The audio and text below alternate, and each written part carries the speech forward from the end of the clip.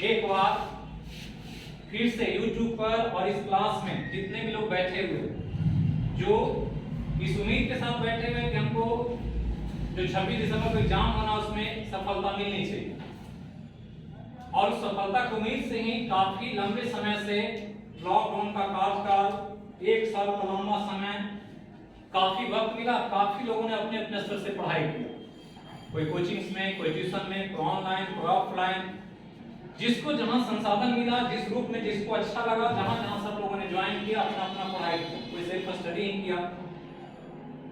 तो पढ़ाई का दौर जो होना था वो कंप्लीट हो चुका। अब आपके लिए पढ़ाई का समय नहीं है, अब एग्जाम देना है।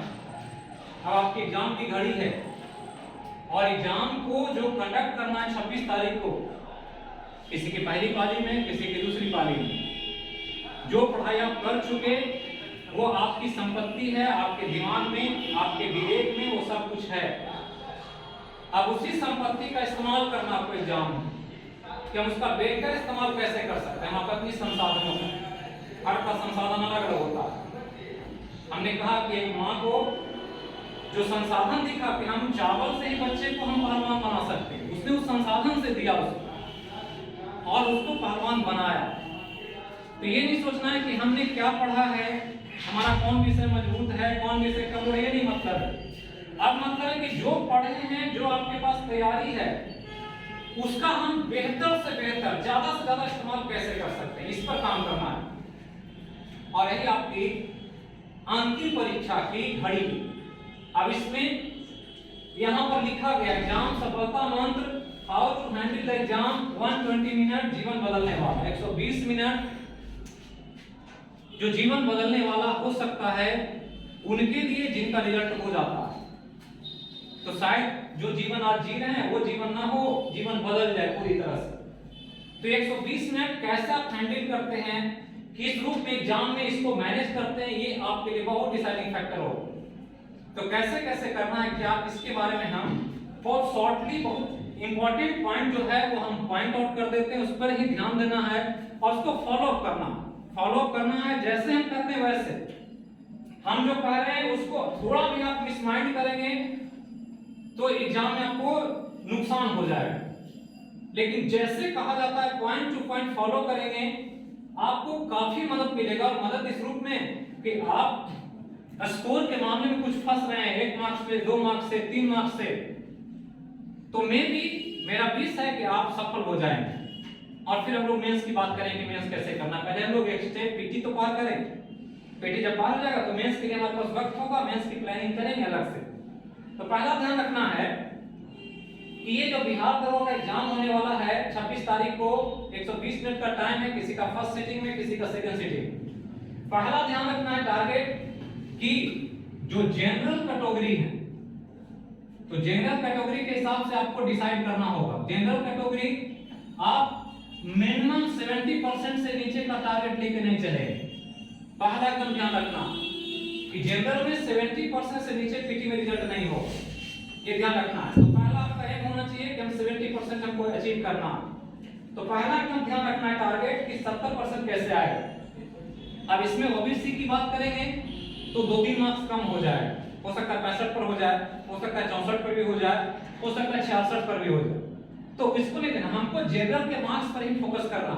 ये नहीं सोच लेना है कोई एससी में है, कोई एसटी में है, कोई फीमेल है, तो वो ये नहीं सोचना है कि हमको तो कम तैयारी करनी है, हमको कम मार्क्स है, तो इसके ध्यान नहीं देना। आप इसको ध्यान रखेंगे। 70% आपके लिए एक डेडलाइन है।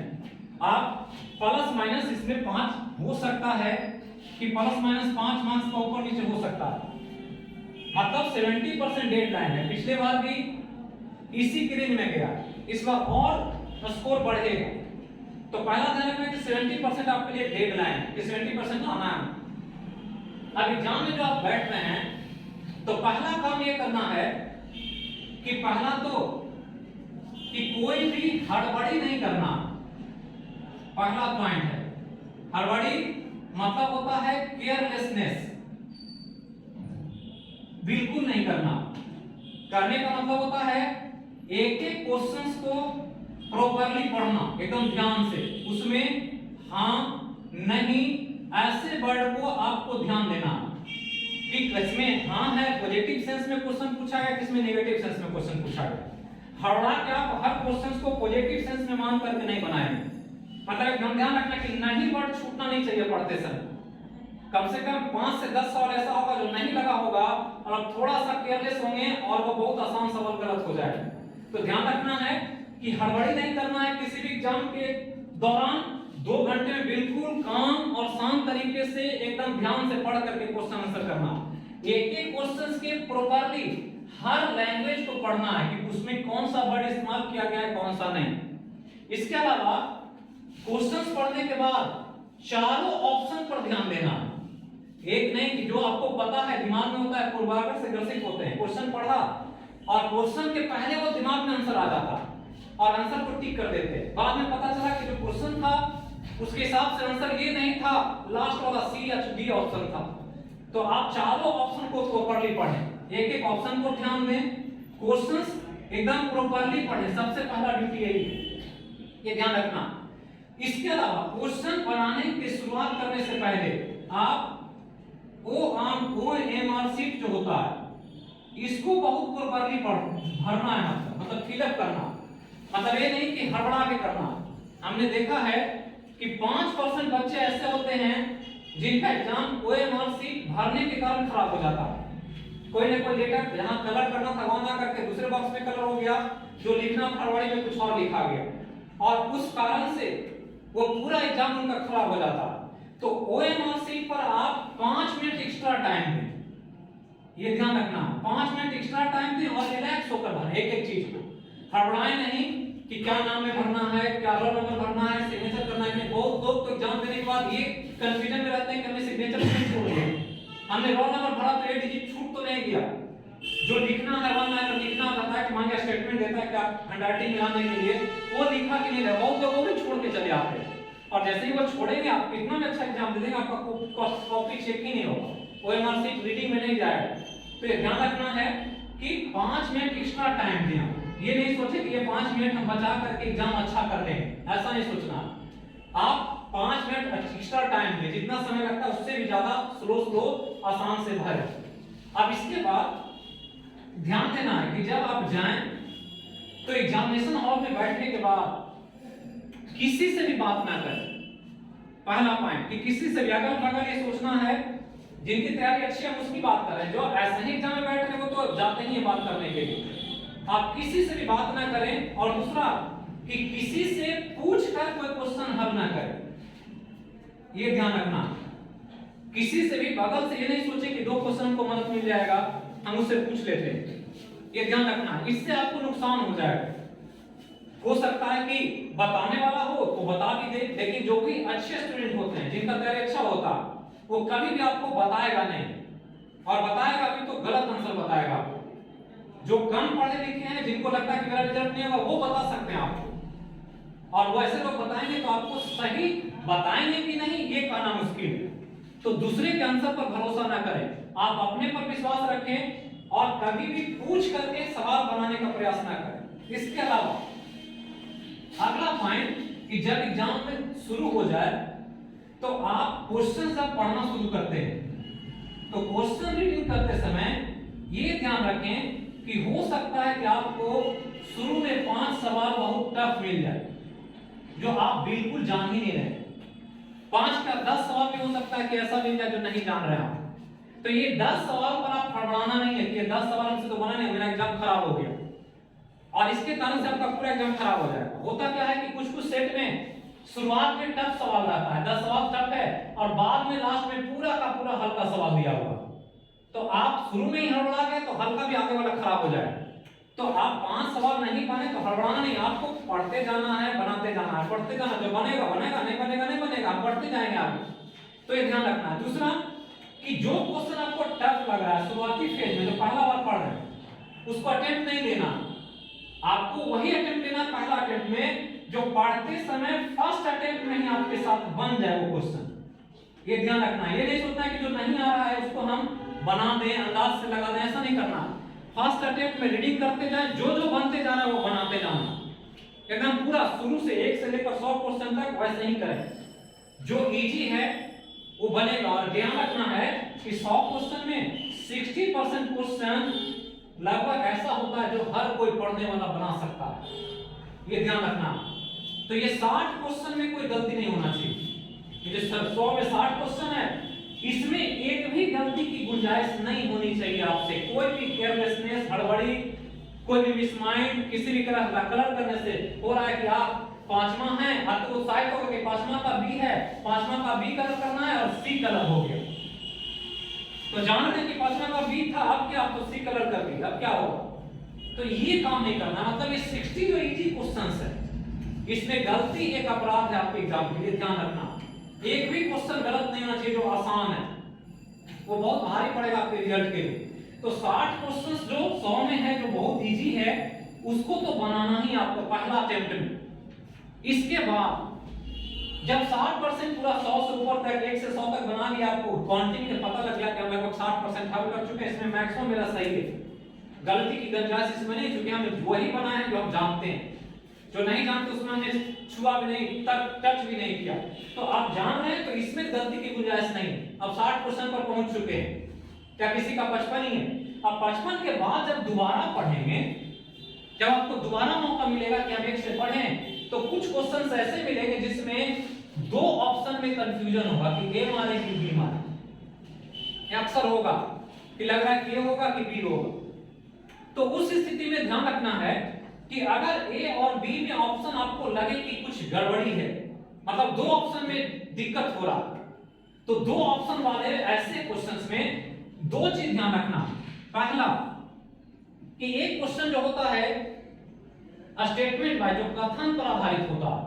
कथन पर मतलब जिसमें 3-4 कथन रहे और लास्ट में रहे कि उपरोक्त सभी है, ऐसा रहेगा। कुछ क्वेश्चंस जो योजना से संबंधित होगा, कोई थीम पूछेगा, कुछ योजना की बात पूछ देगा, तो उसमें कथन रहेगा। तो कथन में अगर उपरोक्त सही है तो आप मैक्सिमम सवाल में जिसके बारे में आप कंफर्म नहीं है कि हम जान रहे हैं कि नहीं, या मारेंगे तो अंदाज से ही मारेंगे, या हम बोल रहे हैं जो समझना है कि अगर आप जान रहे हैं तब तो बनाए ही बनाए।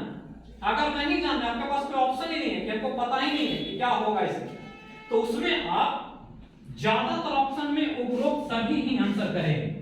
ये ध्यान रखना।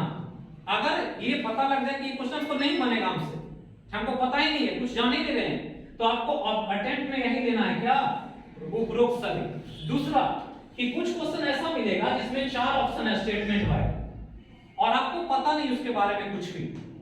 सब कुछ बनाने के बाद जितना आपके पास पढ़ने की क्षमता थी, जितना आपके पास मेमोरी में था, सब कुछ आप बना चुके, कुछ भी आपको आप ऑप्शन नहीं दिख रहा है कि अब इस क्वेश्चन के बारे में हमको कुछ आता पता नहीं। तो 4 स्टेटमेंट अगर है, उसमें उपरोक्त सही नहीं है, वो ऑप्शन नहीं है कि उपरोक्त सभी है, एक ऑप्शन ये नहीं है, तो उस स्थिति में वो ऑप्शन चुनना है जो सबसे लंबा रहे। क्या समझना? लॉन्ग स्टेटमेंट, लॉन्ग स्टेटमेंट होना चाहिए। मतलब जो मान लेते हैं कि कोरोना वायरस से संक्रमित एक स्ट्रेन है, ये लिखा हुआ है, संक्रमित एक स्ट्रेन है, एक ऑप्शन हो गया, इतना लंबा हो गया। तो जो स्टेटमेंट सबसे लंबा मिलेगा उसी को टिक करना। क्या बोल रहे हैं? मतलब 4 ऑप्शन में जो स्टेटमेंट सबसे लंबा मिलेगा उसी को आपको ऑप्ट करना। ये मैक्सिमम टाइम आपको सही होगा क्वेश्चन और आंसर सही मिलेगा, ध्यान रखना। तो 2 ऑप्शन कि अगर कोई योजना है, किसी तरह का स्कीम के बारे में पूरा है, कोई शिखर सम्मेलन से संबंधित बात है और उसमें उपरोक्त सभी है, तो ये आंसर करना। तो मैक्सिमम टाइम ये सही होगा। हम 100% नहीं कर रहे हैं, लेकिन 80 to 90% चांस में ये सही हो जाएगा। जो स्टेटमेंट में 4 स्टेटमेंट है और उसमें आपको कुछ पता नहीं है, लंबा वाला मारेंगे, 80 to 90% ये सही होगा, ये ध्यान रखना। इसके अलावा आप सब कुछ कर लिए और करने के बाद आपको लग गया कि हमारा स्कोर 60, 65, 70 या 70 के जगह 68 हो रहा है, इतना लग रहा है, मतलब कि 2-3 नंबर बाउंड्री पर हैं इतना करने के बाद, और आपके पास इतना बनाने के बाद क्वेश्चन बच रहा है 20 जो आप नहीं बनाया अभी तक। पढ़े हैं लेकिन 20 के बारे में कुछ भी एबीसीडी पता नहीं, ना उपरोक्त सभी है, ना लॉन्ग स्टेटमेंट से समझ में आ रहा है, और ना ही आपके पास कोई ज्ञान है कि 20 क्वेश्चन हमको बनेगा। और तब इस 20 क्वेश्चन में आप जितना भी 20 क्वेश्चन मिलेगा सब में बी ही ऑप्शन कलर करें। कौन ऑप्शन? B option. 20 का 20 में, ये नहीं कि 5 में ए मार दिए, 5 में बी मार दिए, 5 में सी मार दिए, ऐसा नहीं करना। लेकिन ये कब करना है? जब आपका स्कोर 65-70 के करीब है तब। उसके नीचे है तब नहीं करना, तो करेंगे तो फायदा नहीं हो। तो ध्यान रखना कि अगर 65, 60, 62 तक पहुंचे हुए हैं, लग रहा है कि 2 नंबर से कहीं हम छूट जाएं, तो आप ये अपना सकते हैं। और ये आपको 20 क्वेश्चन अगर आप बी मार देंगे तो निश्चित तौर पर 4 क्वेश्चन जरूर सही हो जाएगा। 20 में 4, हम 16 की बात नहीं कर रहे हैं। और तब भी आप फायदे में रहें। क्यों? क्योंकि 10 पर 1 निगेटिव है। कितना पर 1 निगेटिव है? 10 पे 1 निगेटिव है। मतलब 10 क्वेश्चन आप सही करते हैं और 1 क्वेश्चन गलत करते हैं तो आपको 0 मार्क्स मिलता है। 10 क्वेश्चन गलत करते हैं और 1 क्वेश्चन सही करते हैं तो मार्क्स 0 मिलता। अब 20 क्वेश्चन में अगर 4 क्वेश्चन सही होगा तो 8 मार्क्स आपको मिला। 4 क्वेश्चन से 8 मार्क्स मिला तो 16 क्वेश्चन गलत हो गया। तो 16 क्वेश्चन गलत होने के कारण 16.2 कितना नंबर आया? 3.20। तो 3.20 आपका आ रहा है कितना? 8 नंबर। तो इसमें घटाएंगे तो लगभग आपको 6.8 नंबर का, 5.8 नंबर का क्या होगा? 4.8 नंबर का आपको बेनिफिट हो जाएगा। और इसमें कहीं से भी कोई डाउट नहीं, ये ध्यान रखना। और इतना करके आप आ जाते हैं एग्जाम में तो रिजल्ट यहाँ पर जितने लोग बैठे हुए हैं सबका रिजल्ट कंफर्म है कि पीटी में होगा। फाइनल की बात हम बाद में करेंगे, हमको पीटी पहले करना। तो 4 स्टेटमेंट हम दे रहे हैं, एकदम ध्यान रखना है। पहला कि सबसे पहले आप कोई भी हड़बड़ी नहीं करेंगे, एक भी गलती करके नहीं आएंगे। हमको ये नहीं सुने, पिछले बार यहीं पर बैठे हुए इन दो लोगों ने आया कि 4 सवाल हम जानते हुए गलती करके आ गए और वही 2 नंबर से वो बाहर हो गए। 62 का रिजल्ट हुआ और 60 पॉइंट कुछ नंबर था वो। तो केयरलेसनेस नहीं करना है, पहला हड़बड़ी नहीं करनी है। ओएमआर सीट एकदम आराम से भरना। इसके अलावा अटेम्प्ट में पहले एकदम इजी सवाल को बना लेना है, एक-एक क्वेश्चन को 1 से 100 तक। कलर करने के बाद तो ध्यान रखना कि एक बार जब आप शुरू से 1 से 100 तक बना लेते हैं तो जो भी 50 सवाल बना, 55 सवाल बना, 60 सवाल बना, उसको पहले कलर कर लीजिए। और कलर ऐसे नहीं करना कि एक बनाए एक कलर की, एक बनाए एक कलर की, ऐसे नहीं करना। स्टेप बाय बल्क में करना। मतलब 50 क्वेश्चन आप बना लिए तो 50 क्वेश्चन को आप सिर्फ कलर करेंगे। एक क्वेश्चन बनाएंगे, एक क्वेश्चन कलर करेंगे, तो वही में गलती होता है कि जो बी रंगाना है वो सी रंगा जाए, सी रंगाना है तो डी में रंगा जाए। या पहला क्वेश्चन रंग रहे, पहला में एक ए बी सी डी है, इसको रंगे। अब दूसरा कराना है तो दूसरा में इसी यही रंगा जाए। तो ये ध्यान रखना है, एकदम केयरलेसनेस कि 2-3 सवाल आप इसके कारण से मैनेज कर सकते हैं, तो ध्यान रखना है। तीसरा जो पॉइंट बताया हमने कि अगर उपरोक्त सभी वाला ऑप्शन है तो उसमें उपरोक्त सभी चुने अगर आपको पता नहीं है तो। दूसरा कि अगर ऐसा एग्जाम में क्वेश्चन है जिसका ऑप्शन में अनइवन लेंथ का स्टेटमेंट है तो जो लॉन्ग स्टेटमेंट होगा वो ऑलवेज ज्यादातर समय में सही होगा, ये करना। इसके अलावा जब बन जाए तो काउंट कर लेना है कि कितना बना हमारा, और लग रहा है कि हम 65 बना चुके हैं, बिल्कुल सही है, अब कोई दिक्कत नहीं है। ये तुक्का मारने के बाद जो हम कह रहे हैं ये 2 काउंट करने के पहले 60 बन जाना चाहिए। ये नहीं कि इसको काउंट करने के बाद 60 मतलब ये कंफर्म 60 होना चाहिए और तब इसको फॉलो करना। इसके अलावा जब लास्ट में 20 क्वेश्चन बच जाए सब कुछ करने के बाद तो आप सब में यही ऑप्शन मारेंगे, कौन? बी। दिमाग नहीं लगाएंगे वहां कि सी मार देते हैं या डी मार देते हैं या ए मार देते हैं, सर बोले बी हम ये मार देते हैं, ऐसा नहीं करना। और ये भी दिमाग नहीं लगाना, बहुत लोग ऐसे करते हैं 20 को बच रहा है ना 5 को ए मार देगा, 5 को बी मार देगा, 5 को सी मार देगा, 5 को डी मार देगा, पता रहेगा कि 2 नंबर भी नहीं आएगा। और ये ध्यान रखना है कि 10 पर 1 निगेटिव है, ये ध्यान रखना है, कंफ्यूजन नहीं करना है। बहुत लोगों को पता है कि 5 पर 1 ही निगेटिव है, तो 10 पर 1 निगेटिव है, ध्यान रखना है। और निगेटिव कहने का मतलब ये नेगेटिव का कोई रोल ही नहीं, आपको सिर्फ साइकोलॉजिकल प्रेशर के लिए दिया गया है। मतलब 100% क्वेश्चन बनाना है, छोड़ना नहीं है कि नेगेटिव के चलते हम क्वेश्चन अटेम्प्ट कम लेंगे, ये गलती नहीं करना।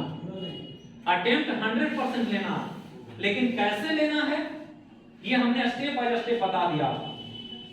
अब इसमें कोई कंफ्यूजन नहीं रखना है, ध्यान रखना है कि पहले अपने पूरे स्ट्रेंथ का इस्तेमाल कर लेना, पूरा बना लेना अपने जितना जानकारी हो, तब जाकर के उसके बाद ये सब फॉलो करना। ये नहीं कि शुरू में जाके आप दिमाग लगाने लगे कि सर ऐसे ऐसे बोले ऐसे ऐसे कर देते, तो नहीं होगा वो। ये 5 नंबर आपको मदद कर सकता है, रिजल्ट नहीं करा सकता।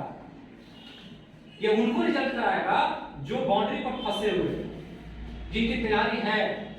और अक्सर कहावत है कि फॉर्चून फेवर ब्रेव्स, मतलब भाग बहादुरों को साथ देता है। जो बहादुर लड़ने में है, फाइट करेगा, जो जीतने हारने लायक होगा वही ना जीत सकता या हार सकता। जो फाइट में ही नहीं है तो वो कैसे जीतेगा या हारेगा? हार या जीत उसी का होगा जो जीतने लायक रहेगा, फाइट करने लायक रहेगा। तो इसी के साथ इतना चीज आप ध्यान रखें, जो जो चीज बताया गया इसमें कुछ नहीं है, बिल्कुल इजी है। और पीटी निकालना बिल्कुल बाएं हाथ का खेल है, कोई प्रेशर में लेकर के एग्जाम नहीं देने जाइएगा, कोई टेंशन नहीं।